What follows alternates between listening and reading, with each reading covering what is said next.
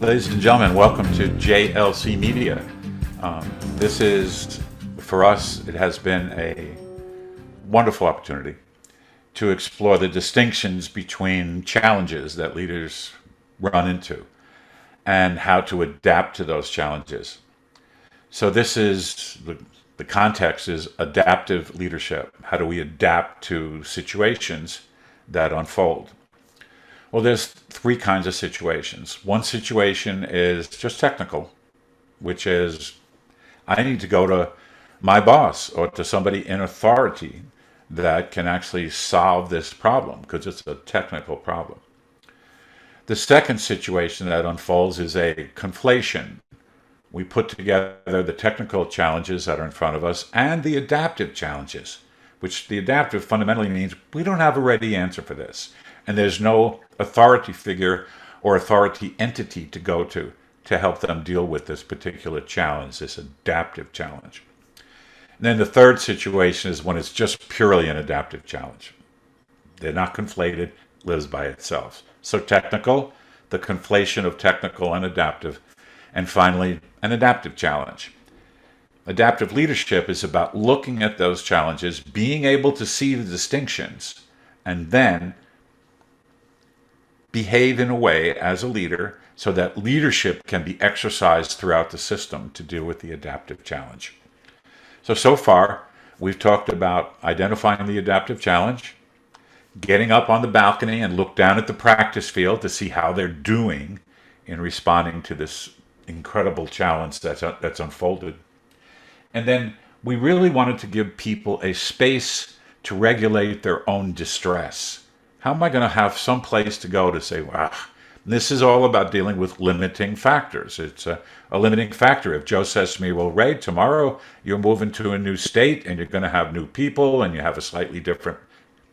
Okay, I'm going to be distressed about that because all the people that I know, the people that I'm loyal to, the relationships that I have here and now are gone. They're gone in an instant. And now I got to figure out what to do. And those are losses. And there are other losses like my own personal authority, my own ability to work every day, the competence I feel in doing my work with the people I work with. So this is really kind of a big deal. And I know that's a little bit of a setup for this to get to the fourth episode today. And that fourth episode is about how do we truly maintain disciplined attention of the gang that we are, that has been placed in our care? How do we maintain disciplined attention once we've identified the adaptive challenge? So, Colleen, what are you hearing me say this conversation is about today? Sure. Well, I heard you say that this is the fourth in a six-part series. Kind of went through the other portions as well, but today we're focusing on how do we maintain disciplined attention. So once we've kind of unpacked to determine what type of a problem is this, how are we going to address it? Once we've created space for people to kind of manage their distress and their upsetness, then how are we going to stay focused to ensure that whatever solution that we've came up with unfolds in the way intended? Excellent. Vince, what did you hear Colleen say? And did you hear anything more or different? No, Colleen, that was very well stated, Ray. I heard her articulate, in our series, you outlined the background of what we talked about before. And then today we're going to focus on, maintaining discipline attention in a way how we help the team, kind of stay focused and then move forward, driving towards whatever the stated outcomes that you have as a leader or for yourself or for the team. So I'm excited to get into this conversation. My mind is already beginning to churn in excitement and anticipation. Yeah, it is fun. Joe, what are you hearing Colleen and Vince saying? Did we miss anything in my opening comments? No, I don't think we've missed anything, but I do, as we're talking about this, Ray, I do think about the challenge for leadership to set the agenda for change and to continue to push on it. The idea that you can announce something that needs to be done, or you can see a major shift that the organization needs to make. Putting out a proclamation and then expecting others to pick up the banner and run forward, not so much. The leadership has to create the priority and the sense of urgency. I worked for a guy one time And all right, so this story has a little bit of age on it. And so this was before fiber optics were big into lots of electronics. But his requirement was that if you went up to see him on programs, and we all had to go see him on our work, he wanted to talk about every program and how they were using fiber optics. Mm. And so it didn't matter how mundane or marginal you thought your program was. If you went up there, you had to be prepared to talk about how you weren't using, how you were or were not using fiber optics. And if you were not, there was going to be another degree of grueling about why are you buying old technology. Mm.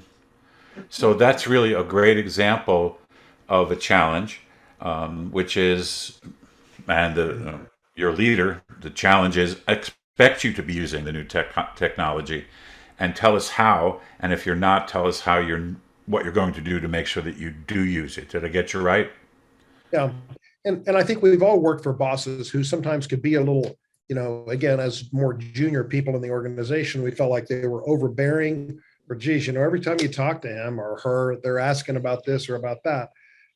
I think to a degree, we're talking about that kind of insistence Yes. that yes, it's driving the organization. Tell me how what you are doing relates to my goal, and not giving up on that theme.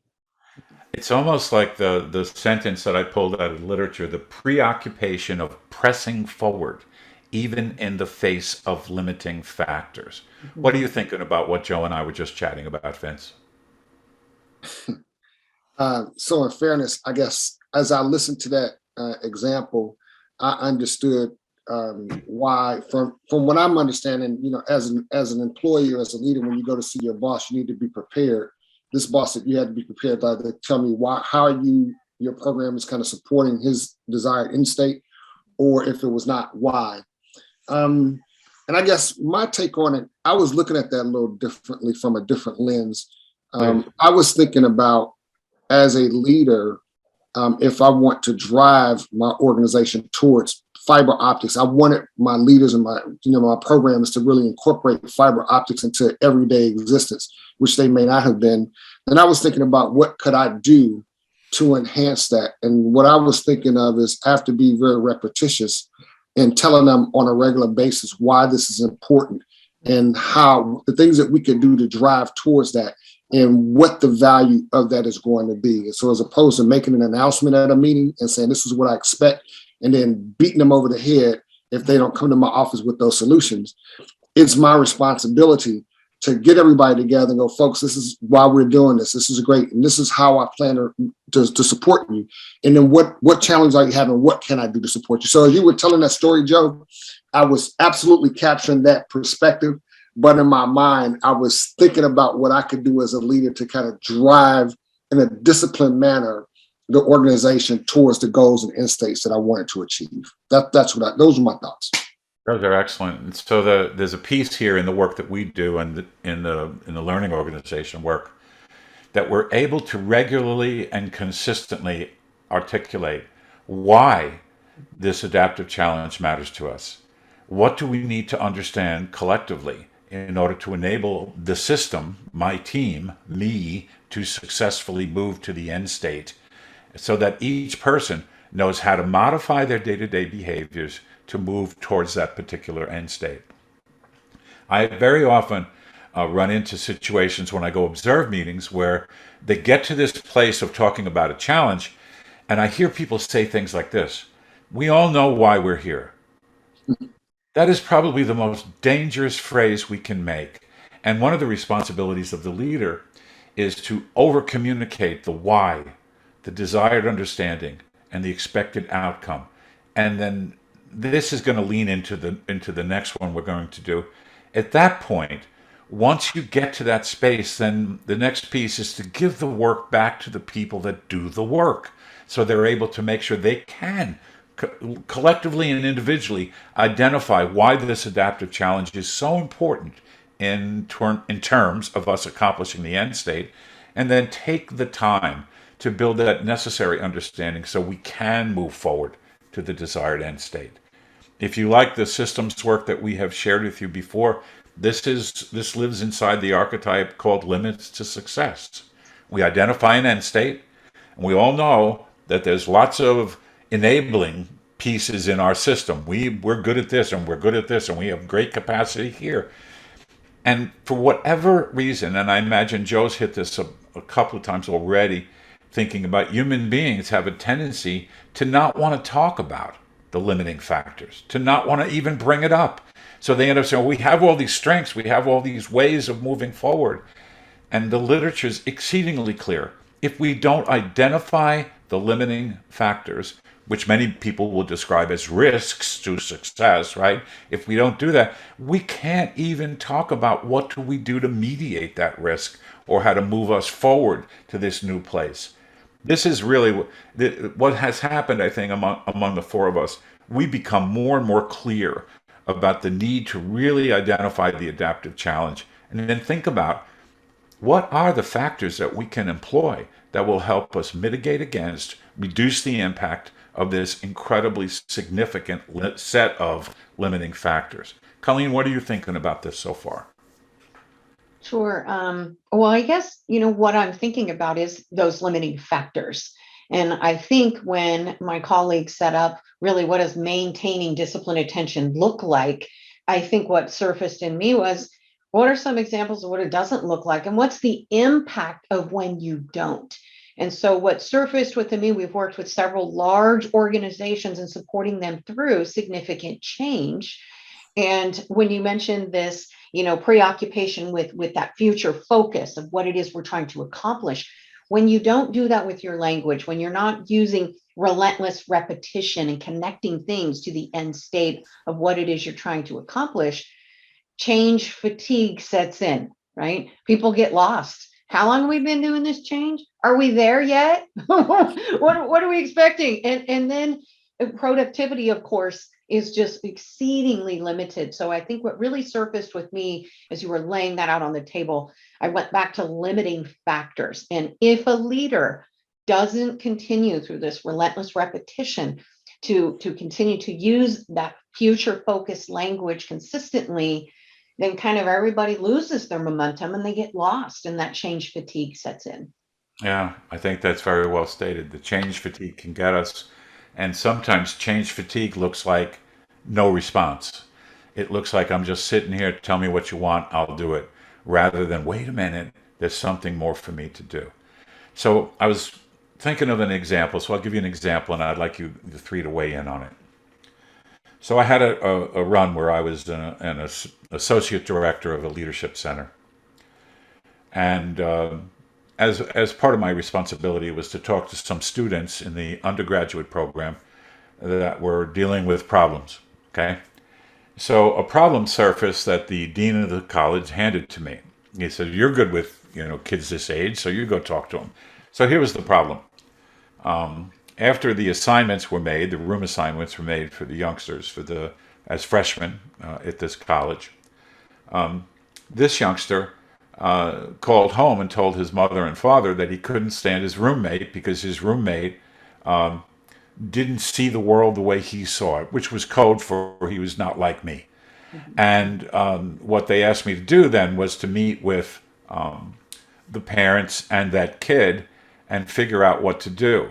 Well, the parent expectation was that the dean, me now in place of the dean, was going to tell the kid that was not behaving in accordance with this other kid's mental models to stop acting like that. And of course, I didn't do that. What do you think I did? Because this was not a technical problem. This was adaptive. What do you think I did? Okay, well, that was a good question. So what do I think you did in that situation? I think you brought them both in and you walked through some of these steps that we've been sharing. I think you got them up on the balcony. I think you helped them understand how can you see this from a different perspective. I think you held up the mirror and asked them some questions. I think you helped them identify more of the root of the challenge, right? Without blame and without judgment. So perhaps they could start to see things from a different perspective. So I would assume perhaps when you sat both of the gentlemen down, you could have a conversation where, like I said, you would identify what it is, And they talked about plausible solutions to ensure that they could live together in a way that everyone could get along. I really noticed the silence, those of you that were listening, because all three of my colleagues were thinking about, I've probably been in that situation, and I wonder what that really looks like. And to try and get them to read my mind is so powerful. It's almost like trying to get us to read someone else's mind when we're coaching them and trying to make sure they get it. So let me get Vince and Joe to respond to your thoughts. Joe, what did you hear Colleen saying? What are you thinking? Do you think that was a good approach? Yeah, I think as you're talking about your situation, I think it's a ladder of inference issue. I think people are at the top of their ladder going, "Oh, I can't do that," or "I can't be like that," or "That's not me." And so I think it becomes a discussion, as Colleen said, of perspective, walking people back down their ladders to say, "Okay, let's talk about what's occurring here and how we believe those pieces could be viewed differently to make us a more effective organization, or what is the change we need to bring about." Right. Yeah, notice that Joe immediately went to a preoccupation of the end state. Let's assume that the two of you are going to live together for an entire year. What is the end state for both of you? And whoever is holding this conversation, and at that time it was me, let's talk about this preoccupation for success. So if we don't have an end state in mind, we end up talking about our problems kind of in isolation, rather than really saying, no, this is the end state, and whatever problems, challenges that you're facing right now in this situation, they will have an impact on your ability to successfully achieve the desired end state. It's obvious for freshmen. They want to be successful in school. They want to have the social life, on and on. There's plenty of pieces in there. If we don't preoccupy ourselves, and in that case, the three of us, in identifying that end state, then these are just a whole bunch of problems for us to try and solve. Trying to solve a technical set of problems is not the solution. This was an adaptive challenge. How are these two kids, young men, going to adapt to one another's behaviors in order that they could be successful? Vince, what are you thinking right now?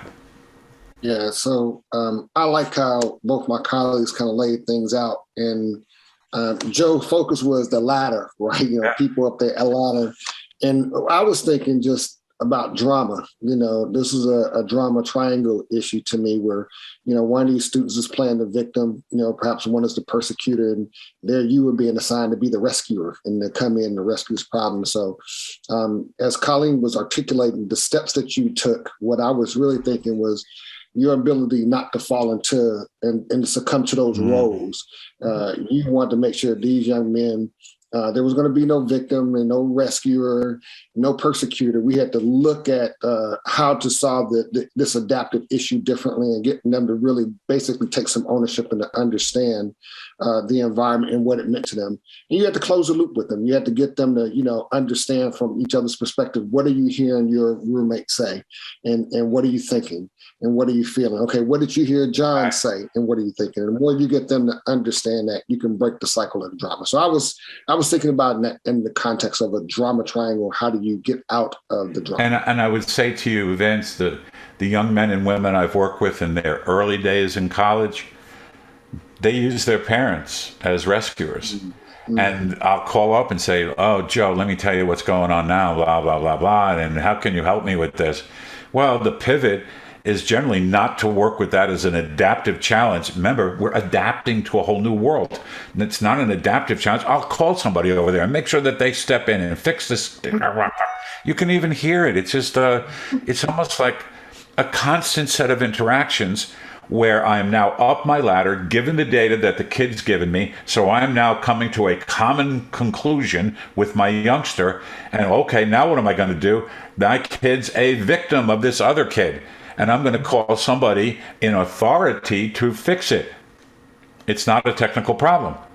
It's not a technical problem. And as I was preparing for this, I'm identifying all these places I've been and situations where people were trying to get me to do something, right? Mm-hmm. The truth was they needed to do something together. They needed to adapt to each other. And the four of us have dealt with people in many different organizations where the idea of adapting is almost foreign. No, I'm not adapting. Do it my way. And then things will get better. This is so important that the adaptive challenge must be clearly identified so we can see the limiting factors and then figure out how to help those, in this case, two young people learn to adapt to each other so I don't become a victim of that kid and that kid doesn't be my persecutor for the rest of my life. And I don't need the parent or Ray to show up and solve my little problem going forward. Over to you, Colleen. What are your, this is really I think it's a great example for people to use because I think adaptive leadership happens in families all the time. So that's why I chose a family one. It happens all the time. This is a chance. I really want you guys to really suspend your certainties and just lean back into learning and be very vulnerable with me. What is the takeaway that you're getting from this right now? And then I'm going to ask you to invite the listeners to listen to you. So, Colleen, let's start with you. What's a big insight that's unfolding for you right now? And sometimes this ability to be vulnerable in this space is harder because you probably all had, well, we could have done that, we could have done that. We teach them this, teach them that. And there's something here, I think, for the listeners to grab onto that I think the three of you can give us. Colleen, how about you? What's a big insight that's unfolding? I think one of the big insights is clarifying the problem. That's huge because to your point, you know what, how many times, I mean, my son, he's come home and he says, you know what, he called me when he was at college. That professor, they didn't grade my paper right. They didn't give me full credit. I did a project with in a collaborative group and, Mom, I got an A on the test, but in that project, I got a D. So clearly there's something wrong, right? And I think so many times if you don't pause, because I want to be a good mom supporting my son, how easy is it for me just to tell him what to do or to jump in and try and fix? And so I think it's pausing to clarify the problem. Do you really need my assistance to support this? What can you possibly do? So I really think that pausing because we quickly want to respond, right? And it goes back to going up. I can go up my ladder. I can be thinking about that teacher's not teaching my son. I can be jumping in, as Vince said, and playing the role of a rescuer very, very easily. So I think that taking that pause to truly clarify the problem is critically important. Yeah. What is the challenge? What is the challenge? And to stay there. That's a preoccupation with understanding the challenge and see how it connects to the desired end state.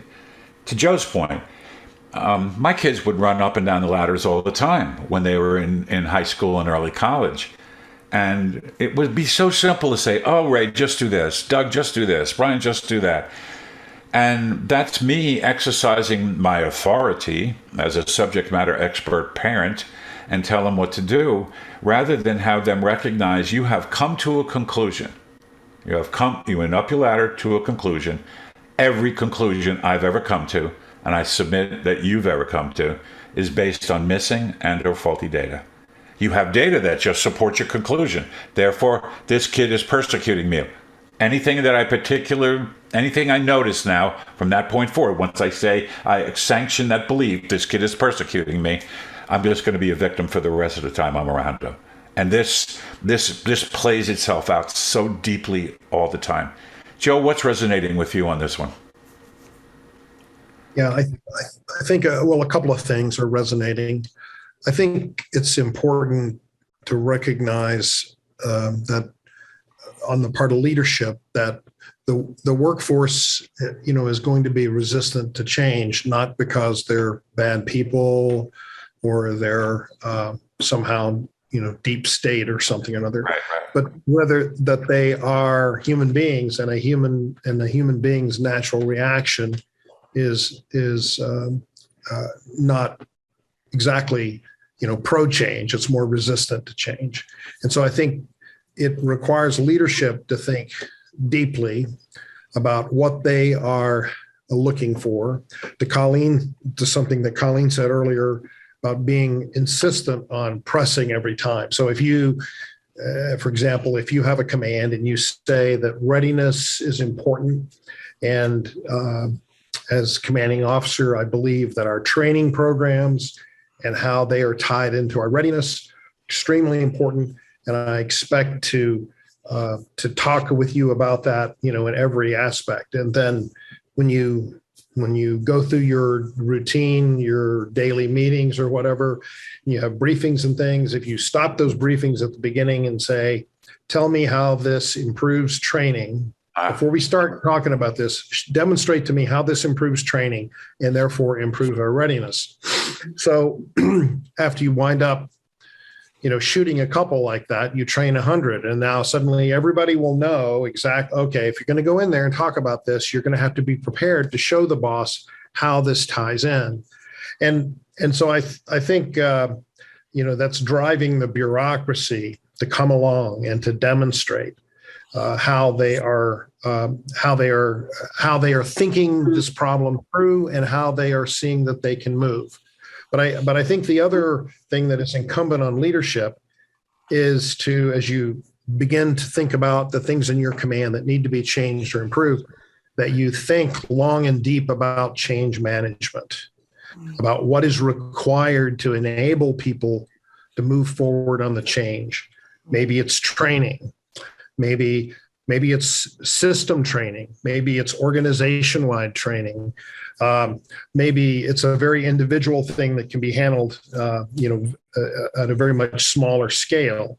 But without that type of deep consideration of what are we trying to do, where are we trying to get to, and how do we motivate the workforce to move in that direction, only if you have that kind of thinking behind you are you going to be able to think about this systemically. That's brilliantly stated. And that's what adaptive leadership is about. What is necessary to mobilize everyone to move toward the desired end state. Joe made a great point in the beginning. I want to reinforce it. Homeostasis is important to me. I need to feel comfortable. If you tell me my life is changing and I have a new boss, or you have a new set of operating principles, or your job is expanding, or you have more people under your care, that's upsetting. And in order for me to move forward, I need to feel comfort. So if they don't have that space that Joe alluded to a while ago to really talk about the discomfort that they're feeling, it's very difficult for me to press forward. The other thing he gave you, listeners, think long and deep. Is this a technical challenge, or is this an adaptive challenge? Or are the two conflated? Let's pull them apart so we know what we can do, what leadership can do from an authoritative perspective, and what we can do to mobilize everyone to deal with the adaptive challenges that are unfolding. Joe, that was magnificent. Vince, what's some big insights for you? So for me, I heard my colleague Joe just kind of eliminate some systematic approaches that we have to take, as leaders to drive the organization. Something happened at the beginning of this meeting that resonated with me just from a very individual kind of perspective. As an individual leader, there are some things that I need to manage within myself to help drive towards those systematic changes. And so one of the things that resonated with me was you'd asked a question at the beginning of our setup. And there was this sustained moment of silence between the three of us, right? And so, silence sometimes can be very uncomfortable because as individual leaders, we are accustomed to reacting and responding very quickly. And Colleen brought this forward. Sometimes, that moment of pause before you answer to give yourself the opportunity to reflect is okay. The silence doesn't mean I don't know. It just means I'm being very thoughtful before I get that consideration. And so it seemed uncomfortable probably to some of our listeners, but that is actually an okay thing to do. So that really was a natural modeling response from us as leaders, I thought stood out to me. And the second thing that really resonated with me today in our conversation was the power of repetition. If you are really driving towards change in an end state, it can't be a one and done. You can't pull a gun out, shoot from the hip and go, this is what we're doing and this is what I expect. You have to be able, as an individual leader, communicate and overly communicate the drive and the desired end state that you want, in addition to supporting the individual leaders towards those outcomes. So those are two things that resonated with me as highlights from my conversations today. Can you restate the first one again for me? Because I went listening to the second one, and I loved both of them, by the way. So I believe what I was trying to state was I thought that Joe pointed out quite well the power of systematic changes that leaders have to employ. And as he talked, it made me think about what I should do as an individual leader to help drive the organization towards those systematic changes. And I think that sometimes as leaders, we can forget the importance of our individual reactions to drive them towards those estates. That was the emphasis. Joe really brought forth a good state of what do we need to do to drive systems changes. And I was thinking, as he was talking, how could I react and respond as an individual leader to help us go in that direction? So, Co, I just love the three of you today. Let me play with that just for another second. When people develop us as leaders, they're always telling us how we should behave in different situations. And silence sometimes feels off-putting, even when we're coaching people. It's quiet. I should do something. I should say something. I should make a joke. I should do, so it's almost like an adaptive leader needs to be able to, for themselves, lean into the discomfort. Now, I don't mean that the discomfort is about I don't like Ray or Ray's example sucks or anything like that. It is silence is an example of people really reflecting on what's going on and thinking deeply about it. I don't know where that particular capability came to me, but it didn't come in an epiphany. It came over time, where I would learn that me adding my 2 cents to a particular piece when I was uncomfortable, when there was discomfort in me because there was silence, I actually negatively impacted the opportunity for me and the persons I was chatting with to learn. To learn requires a level of discomfort. And you've seen our work before, team, and you, those who have been with us, watch us. I stand people up, I move them around and make them talk to different people. I actually bring them out of a point Joe mentioned before. I take them out of homeostasis. I make them deliberately uncomfortable because it opens up something inside our brains that tends to be silent and quiet because we're always trying to quiet ourselves down.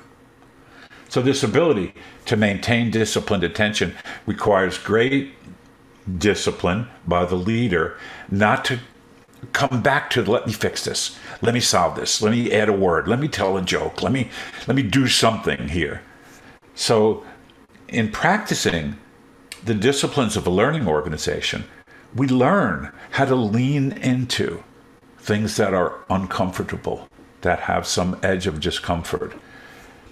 When Joe talks about the ladder, for me, it's a constant reminder to myself that, okay, what I think's going on here may not be what's going on here. And the best thing I can do for those few seconds is shut up. I just think this one was really good. Notice how we connected things like we have to help people regulate their distress. We have to get up on that balcony and see what's going on. And when I'm quiet, I'm up on the balcony. Somebody said to me just recently that I was working with on adaptive leadership, can I be on the balcony during a meeting? Yes. Be quiet. Watch the people. Look at the feedback. Find out what's going on. Silence is your friend. And so many of us, we don't see that. We actually want to add something in. I didn't tell them enough. I need to teach the concept better. So what you guys did here today was a dramatic modeling of vulnerability and learning, which allows us to maintain disciplined attention on an adaptive challenge. Adaptive challenges, they're everywhere. And the key, I think, from my vantage point, is to make sure we don't confuse technical and adaptive challenges. You guys were unbelievable today. Let me do a checkout because we're just about out of time. So Colleen, I do this every time. Make believe your best friend's listening. And they say, well, I like this adaptive leadership stuff, and I love Colleen. What is something you would say to your best friend that's listening that would help them move themselves to a space of learning how to maintain disciplined attention once the adaptive challenge has been identified? What would you tell your best friend?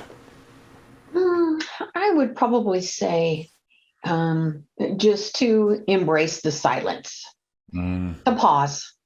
Because I think so many times, our world, we move so quickly and people believe that they're under this pressure to hurry up and solve and fix.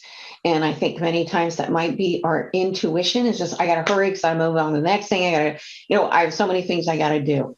So my invitation would be to just discipline yourself to pause and reflect prior to responding. And I'm out. So notice, the listeners, that ability to pause and reflect allows you to generate a different response. If I don't have it, then my reflection is I reflect about my current PPK, my current practical knowledge, and my current beliefs, my current methods. Oh, silence, pause, I might actually generate a new way forward. That was brilliant. Joe, your best friend's out there, and he's an aspiring leader, and he's interested in adaptive leadership, and he's looking to you for one thing to say about this sense that we put together on the 4 things we've done already. Any one of them is fine. What would you tell this person to practice and learn how to embody? And I love the way you talk about this, Joe. You can't do this work unless you internalize it and embody it. So what's something you would tell this good friend of yours that's an aspiring leader? Yeah, so I'm thinking of this as a series of things. Colleen talked about managing the silence, if you will. I think it's important to ask open-ended questions. So, part of what we advocate for is for every meeting to have a context, a purpose, and an outcome. Excellent. And I think many times we talk about how leadership, at least I talk about how leadership has a responsibility to really own that part of the meeting, to set the context, purpose, and outcome. One of the things I practiced in my time in leadership roles would be not to always give the group by saying, okay, why are we here? Why are we talking about this? Which again forces them to pull back for a little bit tactically into, okay. And many times what I found is that they are so engaged in the tactics of it, they've lost that thread of where we're going. That's fantastic. So I think managing the silence, but also being able to manage to use that tactic along with questions is very important and powerful. There's a piece you just gave the listeners that's incredible. I sometimes go into an adaptive challenge meeting and I have an idea about what I'm trying to work on. If I shift it to, why is this important? Why is this important to us? Just that simple question. Why should we continue this conversation? I'm tired of talking about it. Why do you guys think we should talk about it? What a great coach that is. You just gave a tremendous coach to the gang. And I do think leadership owns the CPO. I do think that's true. And if people tell you why they think they're there, one of the gifts of the leader is to connect their why to the big why. Mm-hmm. And I think sometimes we don't always see it happening, so we don't always get it. But that is the leadership game. Okay, I can understand why you think that's significant. Let's talk about how that connects to why it is we're talking about this in general and why this adaptive challenge is so significant. Joe, that was beautiful. Thank you. Vince, how about you? What would you tell your absolute best friend who's listening to this podcast? Besides, go have something to drink and just forget about Ray. Besides that, please, right? So, my focus is for today's podcast and my perspective, I'm really focused intrinsically on self and self-regulation. And so, my colleague Colleen talked about embracing silence, and I heard my colleague Joe talk about the importance of connecting the whys. And in my take is, understanding yourself and managing yourself so that you're best prepared as a leader to be able to help the organization look at those adaptive challenges. As I was coming through the ranks, man, I would tell my best friend about my own with family. So I'll tell you this. I was getting ready to move up, and I had a boss who gave me an evaluation, gave me some feedback, and he made a comment in my critique as I was going into command. He said, Vince Starks is a very capable leader, except he likes to bring value to every conversation. And it hurt my feelings initially because I thought I was a pretty good problem solver, and I was. But I guess, before I allowed, to Joe's point, the team to bring issues to the surface so that I can get the best thinking of the group and the team to help solve these adaptive challenges, I was always trying to come up with the solution very quickly. And so I had to learn not only to embrace the silent, but I had to learn as a leader to become silent so that I could hear and understand and help my organization identify adaptive challenges. So self-regulation, self-monitoring is probably for me today is a very important component to achieve the end state and outcomes that we've been discussing today. And I'm out. That's just really good, Vince. So those of you that are listening, we have some podcasts on something called resilience. It's a whole little series. And what Vince identified there was so beautiful. I'm actually humbled to hear that. And it has to do with what happens to me every day where everybody wants to react to what's going on. Let's react to the situation that we see in front of us and pick anyone you want. Anything that's out there in the media right now, we are always quick to react. The ability to self-regulate, to pause, to reflect, and maybe you have to think about your reaction and your reflection a few times before you get to reset and recover so that you can effectively respond. Those things are all part of high quality leadership. And again, if I can respond, I'll create an even stronger relationship. And this work is all about the quality relationships.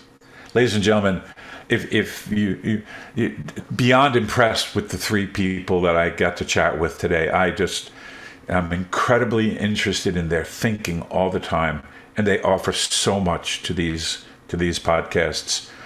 Please, if you'd like to talk to one of them, give us a ring. If you'd like to make a comment, do so. If you want to learn more about us and what we do, go to gojlc.com. We are so grateful that you took some time to be with us today. And I am so grateful that these three people are in my life. Thank you for listening. Take care, everyone. Sincerest thanks for listening to this episode of the Everyday Leadership Conversations podcast. The Jorgensen Learning Center offers a variety of programs for individuals and organizations to enhance their communication and leadership skills. To find out more about programs and upcoming webinars, check out our events page at gojlc.com.